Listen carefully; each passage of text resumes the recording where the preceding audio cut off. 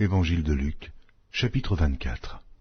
Le premier jour de la semaine, elles se rendirent au sépulcre de grand matin, portant les aromates qu'elles avaient préparés. Elles trouvèrent que la pierre avait été roulée de devant le sépulcre, et, étant entrées, elles ne trouvèrent pas le corps du Seigneur Jésus. Comme elles ne savaient que penser de cela, voici, deux hommes leur apparurent en habits resplendissants. Saisies de frayeur, elles baissèrent le visage contre terre, mais ils leur dirent, « Pourquoi cherchez-vous parmi les morts celui qui est vivant? Il n'est point ici, mais il est ressuscité. Souvenez-vous de quelle manière il vous a parlé lorsqu'il était encore en Galilée, et qu'il disait, « Il faut que le Fils de l'homme soit livré entre les mains des pécheurs, qu'il soit crucifié, et qu'il ressuscite le troisième jour. » Et elles se ressouvinrent des paroles de Jésus. À leur retour du sépulcre, elles annoncèrent toutes ces choses aux 11 et à tous les autres. Celles qui dirent ces choses aux apôtres étaient Marie de Magdala, Jeanne, Marie, mère de Jacques, et les autres qui étaient avec elle. Ils tinrent ces discours pour des rêveries, et ils ne crurent pas ces femmes. Mais Pierre se leva et courut au sépulcre. S'étant baissé, il ne vit que les linges qui étaient à terre. Puis il s'en alla chez lui dans l'étonnement de ce qui était arrivé. Et voici, ce même jour, 2 disciples allaient à un village nommé Emmaüs, éloigné de Jérusalem de 60 stades, et ils s'entretenaient de tout ce qui s'était passé. Pendant qu'ils parlaient et discutaient, Jésus s'approcha et fit route avec eux. Mais leurs yeux étaient empêchés de le reconnaître. Il leur dit, « De quoi vous entretenez-vous en marchant, pour que vous soyez tout tristes ?»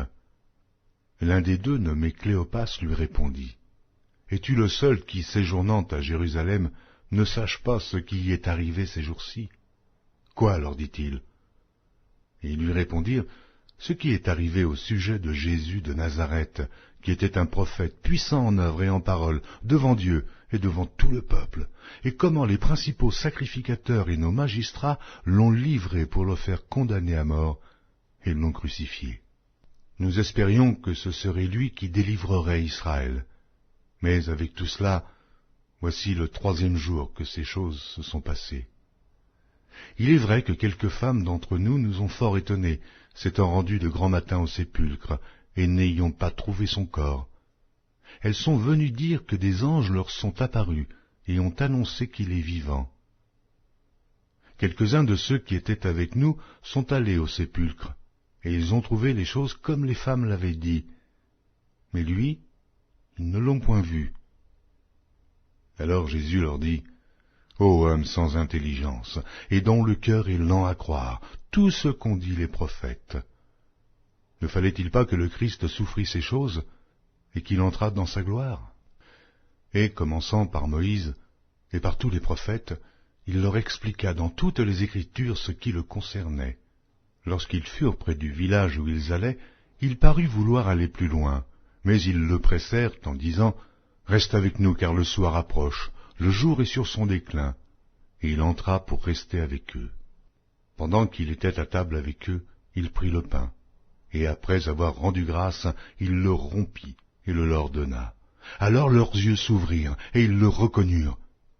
Mais il disparut de devant eux. Et ils se dirent l'un à l'autre, « Notre cœur ne brûlait-il pas au-dedans de nous lorsqu'il nous parlait en chemin et nous expliquait les Écritures ?» Se levant à l'heure même, ils retournèrent à Jérusalem, et ils trouvèrent les 11 et ceux qui étaient avec eux assemblés, et disant, « Le Seigneur est réellement ressuscité, et il est apparu à Simon. » Et ils racontèrent ce qui leur était arrivé en chemin, et comment ils l'avaient reconnu au moment où il rompit le pain.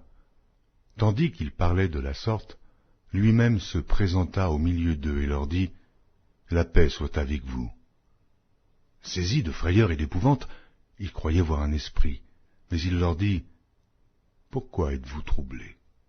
Et pourquoi pareille pensée s'élève-t-elle dans vos cœurs? Voyez mes mains et mes pieds, c'est bien moi. Touchez-moi et voyez.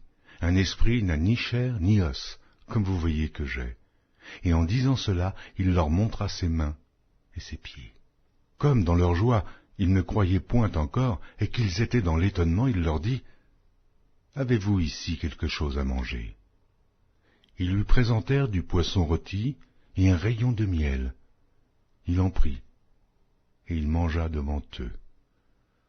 Puis il leur dit, « C'est là ce que je vous disais lorsque j'étais encore avec vous, qu'il fallait que s'accomplît tout ce qui est écrit de moi dans la loi de Moïse, dans les prophètes et dans les psaumes. » Alors, il leur ouvrit l'esprit, afin qu'ils comprissent les Écritures. Et il leur dit, « Ainsi il est écrit que le Christ souffrirait, et qu'il ressusciterait des morts le troisième jour, et que la repentance et le pardon des péchés seraient prêchés en son nom à toutes les nations, à commencer par Jérusalem. Vous êtes témoins de ces choses. Et voici, j'enverrai sur vous ce que mon Père a promis, mais vous, restez dans la ville, jusqu'à ce que vous soyez revêtus de la puissance d'en haut. » Il les conduisit jusque vers Béthanie, et, ayant levé les mains, il les bénit. Pendant qu'il les bénissait, il se sépara d'eux, et fut enlevé au ciel. Pour eux, après l'avoir adoré, ils retournèrent à Jérusalem avec une grande joie, et ils étaient continuellement dans le temple, louant et bénissant Dieu.